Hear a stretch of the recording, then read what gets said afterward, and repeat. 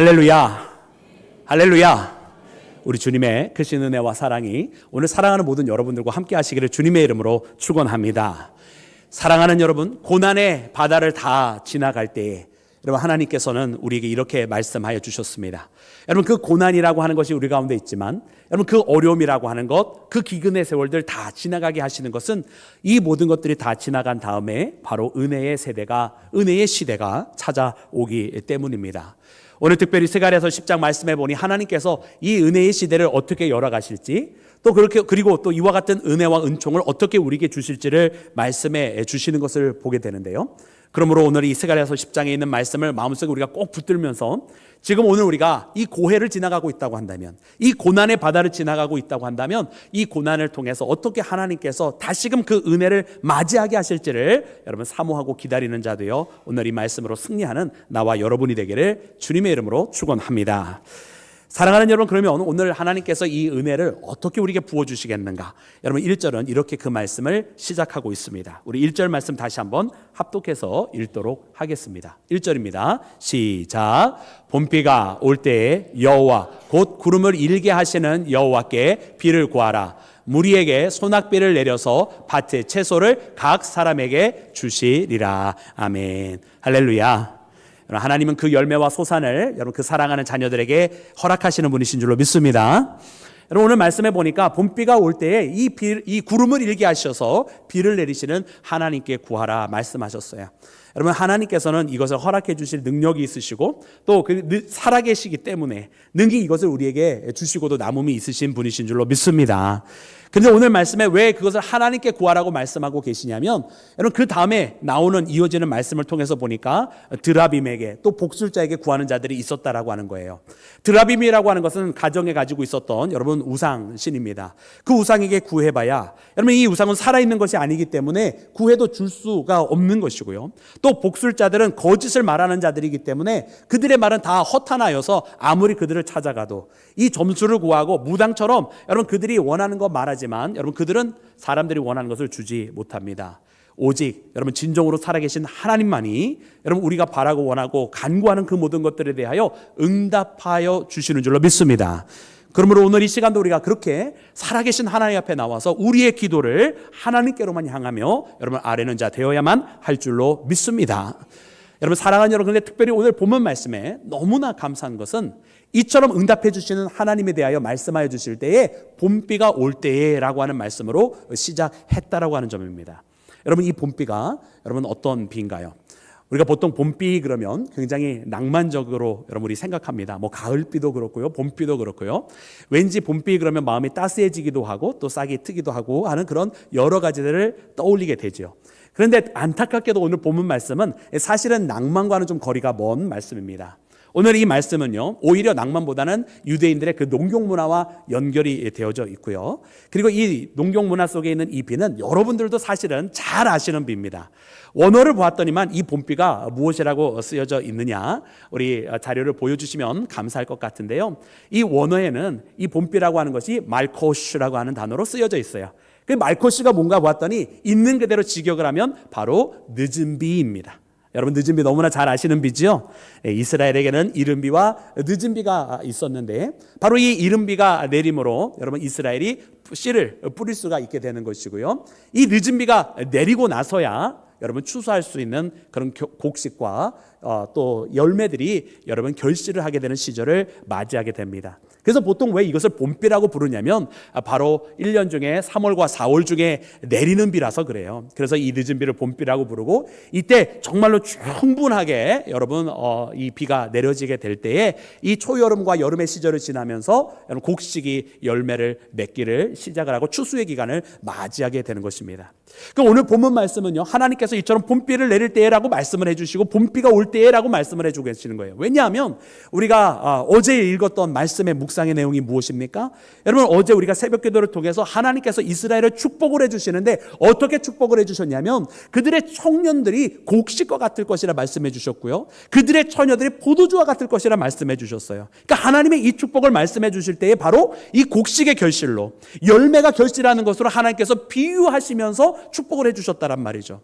그러니까요, 여러분 이처럼 곡식이 열매가 맺혀지고 또 이 열매가 주렁주렁 달리게 될 때에 바로 그때는 언제냐? 이와 같은 결실을 하기 위해서는 먼저 무엇이 있어야 되는 거였어요? 이 추수의 때가 이르기 전에는 먼저 늦은 비가, 이 봄비가 내려야 되는 거예요. 그러니까 오늘 본문 말씀은 바로 이어서 말씀해 주시기를, 바로 이처럼 봄비가 올 때에 너희는 누구에게 이것을 구하라? 바로 이 비를 내리실 수 있는 하나님께 구하라.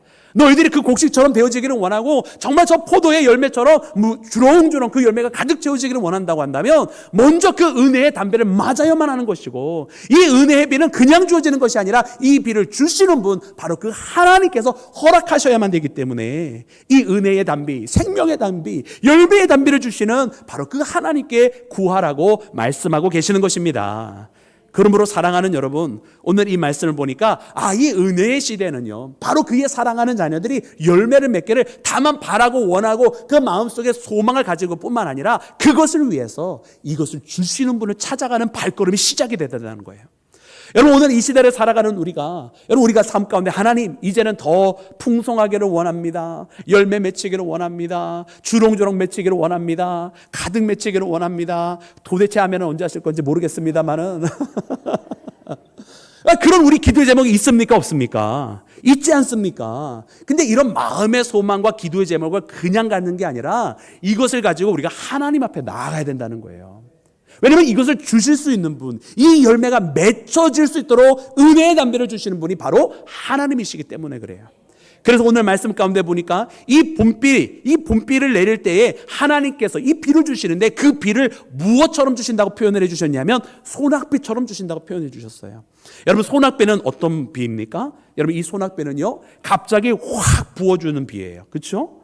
짧은 시간이라 할지라도 확 부어주는, 정말 사람들이 예상하지 못하던 그 시간에 갑자기 부어지는 그런 비란 말입니다. 그렇지만 충분한 비란 말이에요. 그래서 이 소낙비처럼 부어주시는 그 은혜의 담비를 생각하고 보니까 그렇구나, 하나님께서 우리에게 부어주시는 이 은혜의 시간이라고 하는 것은 우리가 예상하지 못했던 시간이에요.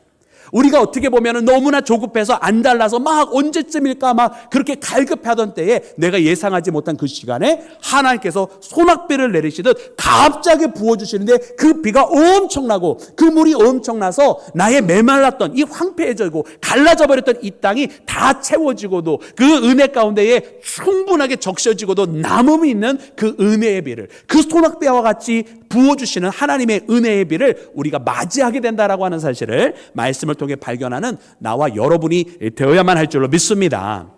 그래서 이 하나님의 은혜의 시대가 바로 이처럼 시작한다라고 하는 거예요.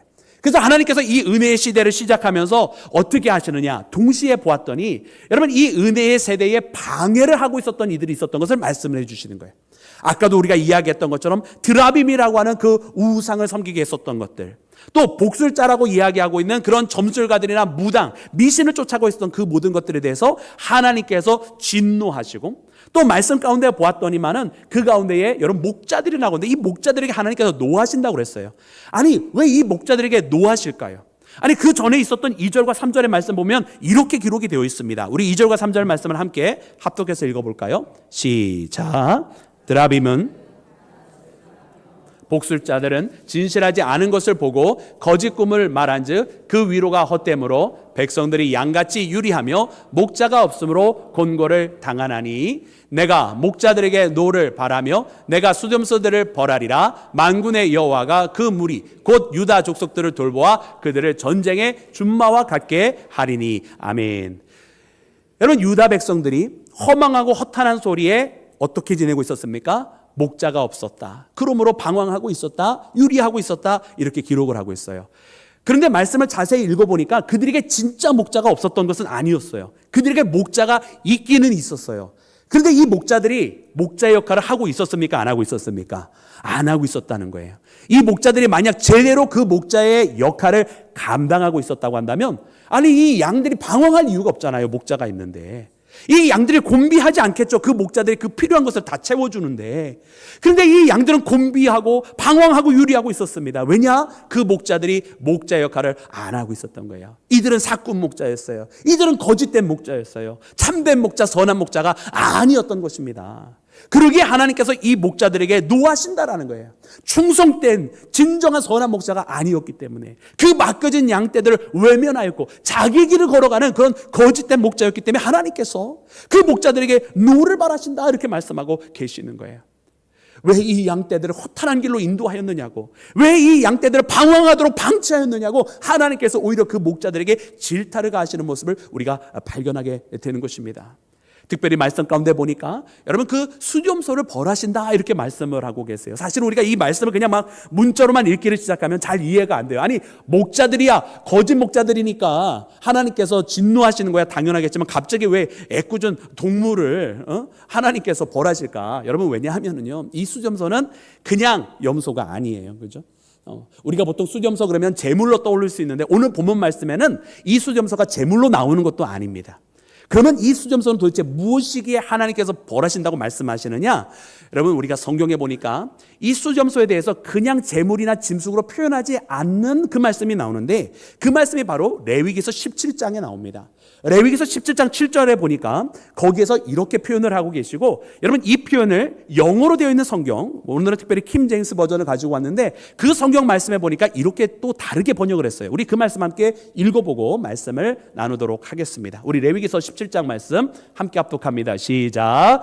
그들은 전에 음란하게 섬기던 수렴소에게 다시 제사하지 말 것이니라. 이는 그들이 대대로 지킬 영원한 규례니라. 아멘. 할렐루야. 여러분 이 말씀 보시기 바랍니다. 이 말씀 보면 여기 수렴소가 나오는데 여러분 이 수렴소는 어떤 염소예요? 동물이 아니에요. 말씀해 보니까 그들이 음란하게 섬기던 수렴소, 즉 다시 말하면 여러분 우상을 말하는 거였어요. 우상을 말하는 것이었어요. 그리고 즉 다시 말하면 이 염소 우상, 염소 마귀를 말하는 것이고, 이 염소 마귀는 구체적으로 음란과 관계되어져 있는 그런 행위를 하게 만드는 그런 우상이었다라고 하는 거예요. 그래서 문화적으로 살펴보았더니 여러분 북이집트에 있었던 멘데스 지역에 있었던 여러분 우상 중에 하나가 바로 저렇게 염소상을 만들어 놓고 그리고 그 사람들로 하여금 제사를 드리게 할 때에 음란 행위를 하게 만들었어요.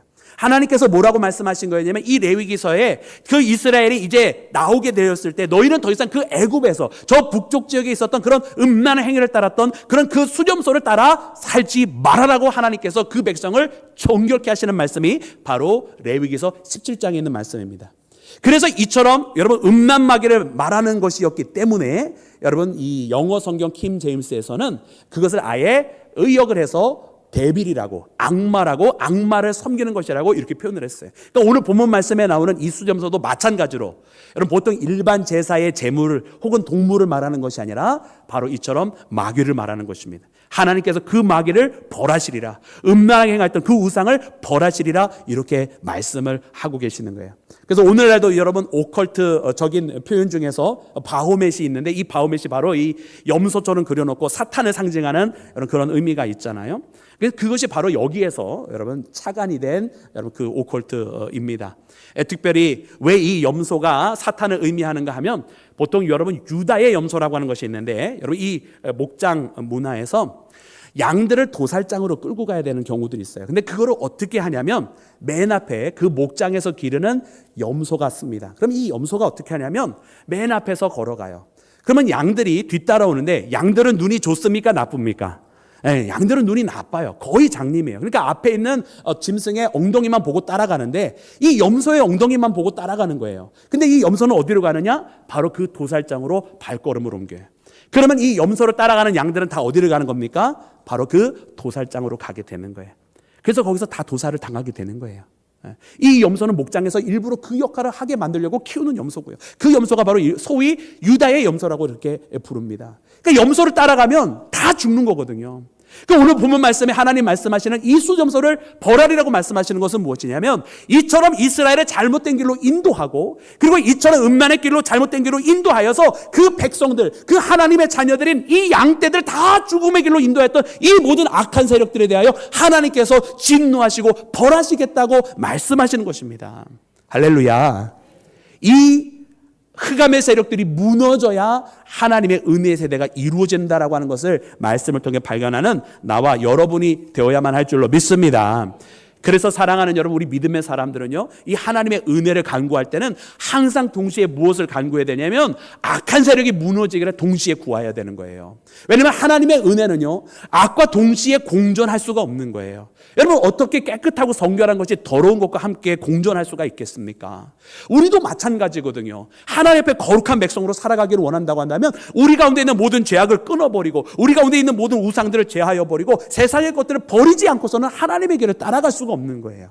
오늘날 너무나 많은 사람들이 그리스도의 길을 쫓아가지 못하는 이유 중에 하나는 뭐냐면 세상을 포기하지 못했어요. 아직도 세상을 너무 사랑하면서 하나님의 은혜도 구하니까, 세상도 사랑하고 하나님의 은혜도 구하니까 이게 되겠느냐고요. 되어지지 않는단 말이죠. 오늘 과연 하나님께서 우리에게 주신 이 말씀과 같이 우리 가운데 있는 세속적인 것, 또 거룩하지 아니한 것, 그 모든 것들을 완전히 무너뜨리고 온전히 하나님께서 세우시는 그 은혜의 세대로 나아가는, 여러분, 이 말씀에 따라서 우리도 그렇게 하나님 앞에 거하는, 하나님 안에만 거하는 믿음의 자녀, 성결한 자녀가 되기를 주의 이름으로 축원합니다. 자, 사랑하는 여러분, 그렇게 오늘 이 말씀을 통해서 보니까 하나님께서 이 은혜의 세대를 이루시는데, 그러면 하나님은 이것을 어떠한 방식으로 은혜의 세대를 이루시는가 보았더니, 오늘 말씀을 통해서 보니까 하나님께서요, 여러분, 그 하나님께서 이 일을 행할 사람을 보내시는 것을 봅니다. 여러분, 이것을 전통적으로 유대에서는 여러분 메시아라고 표현을 했어요. 하나님 앞에 여러분 부름을 받고 구별된 자로서 하나님의 일을 준행할 자.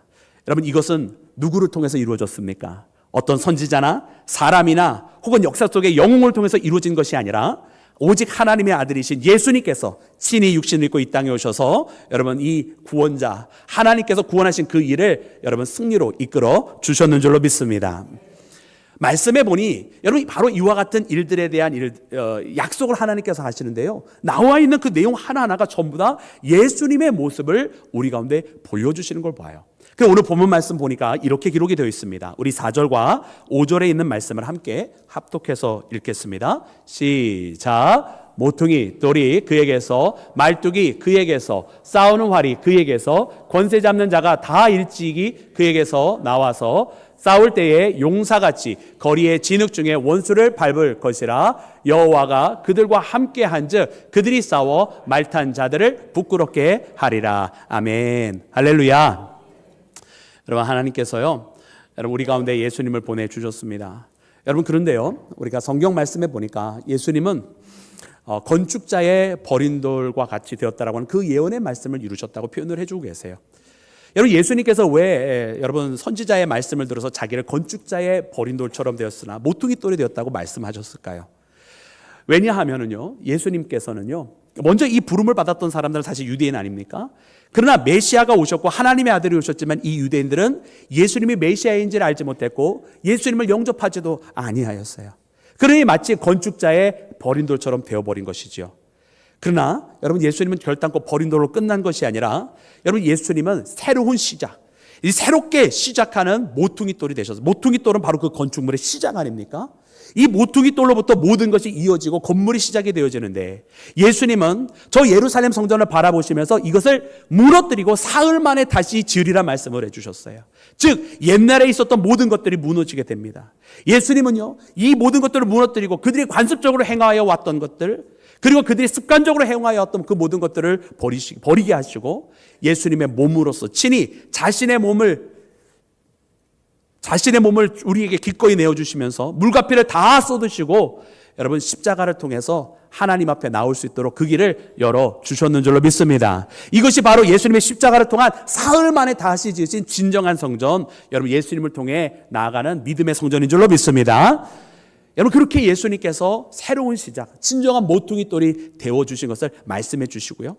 또 말뚝이라고 하는 그 표현도 마찬가지예요. 여러분, 그들이 아직 정착 생활하기 이전에 유랑 생활하고 있었을 그 문화 속에 여러분 그들은 천막을 세웠습니다. 그렇죠? 이 장막을 세울 때에, 이 장막을 세울 때 가장 기초적으로 흔들리지 않게 만드는 것이 바로 말뚝인데요, 예수님을 모퉁이 돌과 또 이 말뚝으로 비유하신 것은 이렇게 세워가시는, 장막을 세워가시는, 여러분 하나님의 집을 세워가시는 그런 분임을 우리에게 알려주시는 거예요. 그리고 그 다음에는요, 여러분 전쟁과 관련된 이미지를 우리에게 보여주십니다. 용사와 같이 되게 하셨다, 활과 같이 되게 하셨다, 이렇게 말씀을 하세요. 여러분, 주님은요, 우리보다 앞서서 나가셔서 여러분 우리를 위해 싸우시고 우리에게 승리를 허락하여 주시는 분이신 줄로 믿습니다. 우리가 얼마 전까지 함께 새벽 기도를 통해서 묵상하였던 요한계시록 19장 말씀에 보았더니만, 여러분 그 요한계시록 19장 말씀에 여러분 주님께서 우리보다 앞에 계셔서 싸우시는 여러분 총사령관처럼 우리에게 그 모습을 보여주십니다. 여러분 요한계시록 19장 말씀에 보았더니 이렇게 기록이 되어 있는데, 우리 요한계시록 19장 말씀을 다시 한번 상기하면서 읽어볼까요? 우리 말씀 함께 다시 한번 읽어보기를 원합니다. 시작. 또 내가 하늘이 열린 것을 보니 보라, 백마와 그것을 탄 자가 있으니 그 이름은 충신과 진실이라. 그가 공의로 심판하며 싸우더라. 그 눈은 불꽃 같고 그 머리에는 많은 관들이 있고 또 이름 쓴 것 하나가 있으니 자기밖에 아는 자가 없고, 또 그가 피 뿌린 옷을 입었는데 그 이름은 하나님의 말씀이라 칭하더라. 아멘. 할렐루야. 예수님께서 이처럼 우리를 위해 강림하시고 우리에게 여러분 이 승리를 주십니다. 이 말씀은 마지막에 모든 하나님을 적대했던 세력들을 물리치시고 여러분 심판주로 찾아오시는 예수님의 모습을 우리 가운데 보여주세요. 근데 이 모습 가운데 보니까 여러분 예수님께서 피 뿌린 옷을 입고 계시더라라는 거예요. 근데 이 피는요, 예수님의 피가 아니에요. 이 피는요, 바로 여러분 대적들의 피입니다. 예수님께서는요, 뒤에 계셔서 앞으로 전진해 하면서 뒤에 계시는 분이 아니라 그 누구보다도 앞에 서서 이 전쟁을 이끌어 가시는 선봉장이심을 우리에게 보여주세요. 그리고선 그 뒤에 성도들의 모습을 보여주는데, 여러분 성도들 또한 거기에서 여러분 주님의 군대의 일원으로 나타납니다. 근데 주님의 군대들인 여러분 성도들은요, 오히려 거기에 예수님은 피 뿌린 옷으로 이렇게 얼룩져 있는 반면에 오히려 성도들은 깨끗한 옷을 입고 있어요. 희고 깨끗한 여러분 세마포 옷을 입고 있습니다. 아니 전쟁의 부대원들이고 용사들인데 어떻게 그것이 깨끗할 수가 있을까요? 여러분 우리가 이미 묵상한 것처럼 이는 예수님께서 모든 것을 다 이미 감당하셨기 때문인 줄로 믿습니다. 예수님이 홀로 다 감당을 해주셨어요. 예수님께서 그 모든 성전을 이미 다 이루셨다라는 말이에요. 그러니까 우리 믿음의 용사들인 여러분 무엇을 해야 됩니까? 우리는요, 우리가 직접 싸우는 게 아니더라고요.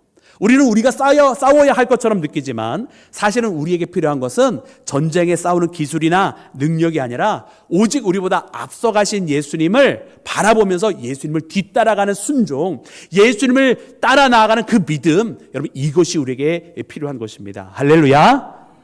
겁쟁이처럼 도망가서는 돼요? 안 돼요? 안 되죠? 근데 대답을 크게 못하는 거 보니까 여러분 대답 크게 해야 될 줄로 믿습니다. 여러분 우리가 믿음으로 예수님을 따라가야 할 줄로 믿습니다. 믿음으로 순종의 길을 따라가야 할 줄로 믿습니다. 그것이 우리에게 필요한 것이다. 여러분 오늘 우리에게 많은 영적인 싸움이 우리 앞에 있습니다. 그러나 우리가 알아야 될 것은 이것은 내가 하는 싸움이 아니다라고 하는 거죠. 이것은 예수님께서 나보다 앞서서 하시고 계시다. 나는 오직 믿음으로 주님을 신뢰하며 나아가면 된다라고 하는 것, 오늘 말씀을 통해 발견하는 나와 여러분이 되기를 주의 이름으로 축원합니다. 그래서 오늘 말씀 가운데 여러분 이 승리를 하나님께서 그 믿음의 사람들에게 허락하여 주신다라는 거예요. 특별히 하나님께서 우리를 그렇게 믿음의 용사로 세워주시는데, 우리가 이 스가랴 9장 말씀에 묵상한 것처럼 뭐라고 말씀해 주셨냐면, 주께서 그 백성들을 사용하시는데 유다를 당긴 활처럼 사용하시겠다. 저 에브라임과 요셉을 그 채워놓은 화살처럼 사용하시겠다, 이렇게 말씀하셨어요. 즉 다시 말하면 하나님의 군대로, 하나님의 용사로, 하나님의 믿음의 부대로서 십자가의 용사로 함께 세워주시겠다라는 거예요. 오늘 말씀에도 보니까 하나님의 자녀들을 준마와 같이 사용하시겠다고 일컬어주고 계시잖아요. 그러니까 우리는 주님과 함께 그 자리에 거하는 자들이에요.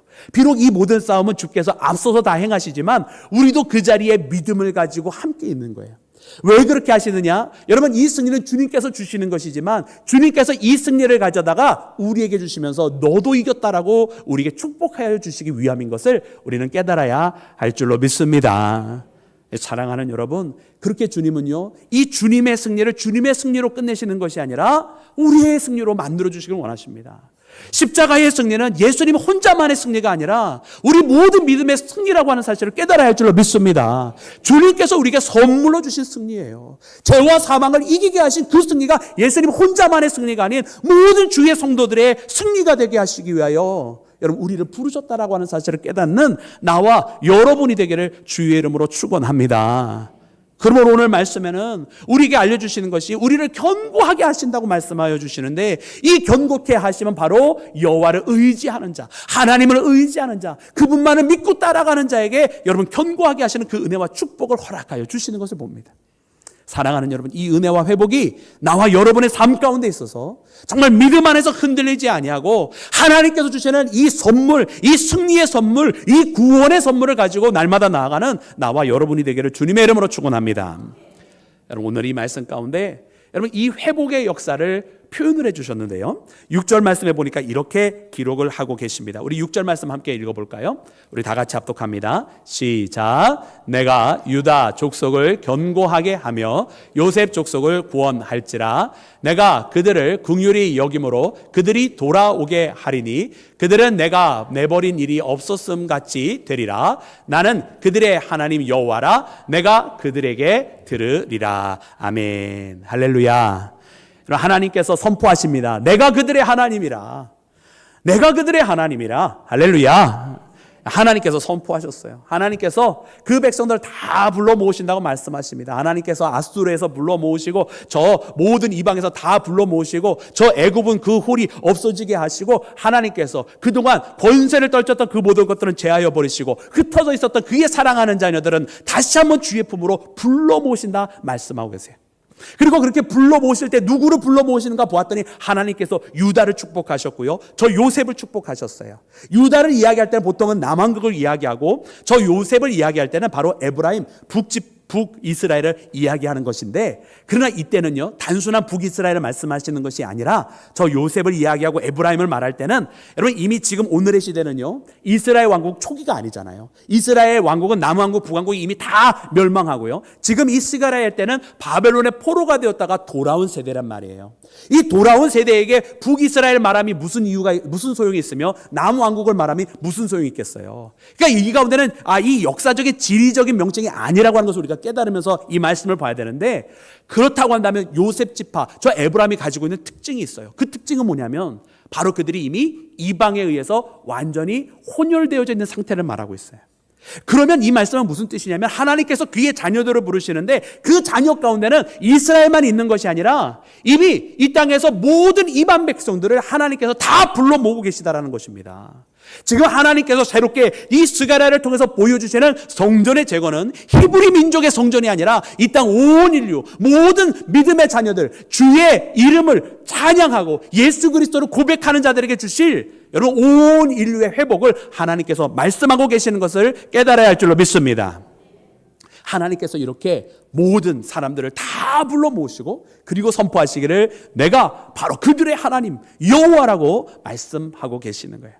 여러분 이렇게 하나님께서 말씀하여 주시는 이 흩어져 있었던 자들이 다 주님 품에 모여지기를 시작을 하는데, 여러분 이 모여지는 가운데는 여러분 회복이 동시에 일어나는 것을 봐요. 그래서 우리는 알아야 돼요.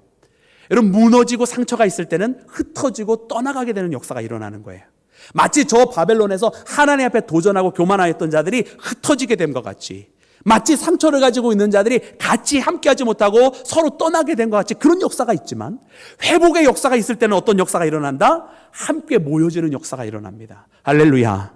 우리 가운데 그런 회복의 역사가 일어나기를 더욱더 주님의 이름으로 축원합니다. 이 땅에 있는 믿음의 공동체들 가운데 회복의 역사가 있기 위하여 흩어졌던 주의 자녀들이 다 주의 품에 모이는 역사가 일어나기를 주님의 이름으로 축원합니다. 그런 모이는 역사가 일어나는데요, 특별히 하나님께서 이 회복에 대해서 말씀하여 주실 때, 여러분 아까 읽었던 그 6절 말씀 마지막 말씀 보면 뭐라고 기록이 되어 있냐면, 그 마지막에 내가 그들에게 들으리라 이렇게 기록해서 들으리라. 여러분 들으리라, 하나님께서 듣겠다고 말씀하셔요. 여러분 듣겠다는 말씀이 무슨 뜻입니까? 기도할 때 들으시겠다는 뜻이겠죠. 그 기도에 응답해 주시겠다는 뜻인 줄로 믿습니다. 하나님은 우리의 기도를 들으시고 응답하여 주시는 줄로 믿습니다. 근데 이것이 바로 회복이라는 의미예요. 왜냐? 여러분 하나님께서요 우리의 기도를 듣지 아니하시겠다고 말씀하시는 때가 있어요. 그때가 언제냐면 바로 하나님과의 관계가 끊어진 때예요. 여러분 예레미야 7장 보니까 하나님께서 예레미야에게 너무나 가슴 아프게 이렇게 말씀하셨습니다. 우리 예레미야 7장 말씀 함께 합독해서 읽어볼까요? 시작. 그런즉 너는 이 백성을 위하여 기도하지 말라. 그들을 위하여 부르짖어 구하지 말라. 내게 간구하지 말라. 내가 네게서 듣지 아니하리라. 아멘. 하나님께서 응답을 거부하셨어요. 구하지 말라고 말씀하세요. 왜? 내가 듣지 않겠다 말씀하세요. 하나님께서 왜 듣지 않겠다고 말씀하십니까? 이스라엘이 하나님과의 관계가 지금 깨져버렸기 때문에 그래요. 이스라엘이 하나님을 거부했고, 이스라엘이 하나님의 말씀에 따르기를 싫어했고, 이스라엘이 하나님의 말씀에 불순종하였기 때문에 하나님과의 관계가 무너져 버렸어요. 그러니까 하나님께서도 너희가 나와의 관계를 끊어버리면 나도 너희의 기도를 듣지 아니하리라 하나님 말씀하시는 거예요. 여러분, 그래서 우리는 이 말씀을 통해서 정말로 우리의 영적인 상태를 다시 점검을 해보게 되는 것 같아요. 왜냐하면 우리가 하나님 앞에 기도할 수 있다라고 하는 것이 얼마나 큰 은혜인지, 우리가 기도를 하나님께서 들으시고 응답하여 주신다고 하는 것이 얼마나 큰 감사의 제목인지를 깨닫게 되는 것 같아요. 왜냐하면 하나님께서 우리 기도를 들으시고 응답하고 계시다고 하는 뜻이 바로 지금 우리와 하나님과의 이 관계가 잘 친밀하게 연결이 되어 있다고 하는 뜻이기 때문에 그렇습니다. 왜냐하면 우리가 기도해도 하나님께서 듣지 아니하시고, 아니 심지어 요즘 들어서는 아예 기도조차 못하는 사람들이 얼마나 많은지 몰라요. 여러분, 하나님 앞에 기도하지 못하는 것은 하나님과의 관계가 깨져 있다는 뜻입니다. 하나님께서 그 기도에 응답하지 아니하시는 이유는 어딘가에 그 기도자에게 문제가 있다는 뜻이기도 하기 때문에 그렇습니다. 그러므로 사랑하는 여러분, 오늘 우리가 이 말씀을 들으면서 내가 내게서 들으리라 말씀하시는 이 하나님의 말씀을 기억하면서, 하나님 정말로 우리의 기도를 더 들어주시옵소서라고, 하나님 내가 하나님과의 이 관계가 더욱더 회복되게 하여 주시옵소서라고 그렇게 구하는 나와 여러분이 되기를 주의 이름으로 축원합니다. 이 관계의 회복이 일어나더라는 거예요. 그래서 은혜의 세대는 어떤 세대인가? 여러분, 이 은혜 세대는 이 회복이 일어나는 세대고, 그러므로 이 은혜 세대는 하나님 앞에 기도하기를 사모하고 하나님 앞에 기도하기를 기뻐하는 세대가 바로 은혜의 세대인 줄로 믿습니다. 사랑하는 여러분, 그렇게 예배 가운데 하나님 앞에 나아가는 거예요. 이렇게 말씀을 들으며 주의 말씀을 마음속에 새기고, 이 말씀을 들을 때 내 안에 내용이 가만히 있을 수가 없는 거예요. 내 말이 하나님의 말씀에 막 호흡하고 반응하면서 주님 앞에 부르짖어 기도하고 찬양을 멈추지 않고, 그렇게 내용이 하나님 앞에 찬양하고 기도하고 예배할 때에 여러분, 하나님께서 그 기뻐 받으시고 우리의 기도를 들으시고 응답하여 주신다. 이것이 바로 회복의 시작이다라고 하는 것을 우리가 발견하게 되는 줄로 믿습니다. 그러므로 사랑하는 여러분, 오늘 이 말씀을 보면서요, 우리가 그렇게 나아가기를 원합니다. 주님, 이제 이 은혜의 세대, 회복의 세대, 이제 이 고난의 바다를 다 지나가게 하셨을 때는 바로 이 은혜를 우리에게 주실 터인데, 그러므로 주님, 우리에게 이 봄비와 같이 주님의 은혜의 담비를 허락하여 주시옵소서라고, 정말 소낙비처럼 우리 가운데 부으셔서 그동안 맺지 아니하였던 많은 열매들이 우리 가운데 주렁주렁 맺게 하여 주시옵소서라고, 그리고 이 가운데 이것을 이루실 예수님을 더욱더 우리가 사랑하게 하여 주시옵소서라고, 우리를 믿음의 용사와 같이 세우시되 우리보다 앞서가시는 주님을 뒤따라갈 수 있는 믿음을 가진 용사가 되게 하여 주시옵소서라고, 그리고 우리가 마지막으로 주님, 이 모든 것을 허락하여 주신 주님을 바라보며 정말 우리의 기도를 들으시는 주님 앞에 이 시간도 아뢰입니다라고, 우리가 주님 앞에 물으며 이 시간 기도합니다라고, 그렇게 기도하며 나아가는 나와 여러분이 되어서 오늘 이 은혜의 세대의 주인공이 되는 믿음의 자녀가 되기를 우리 구주 예수님의 이름으로 축원합니다. 축원합니다.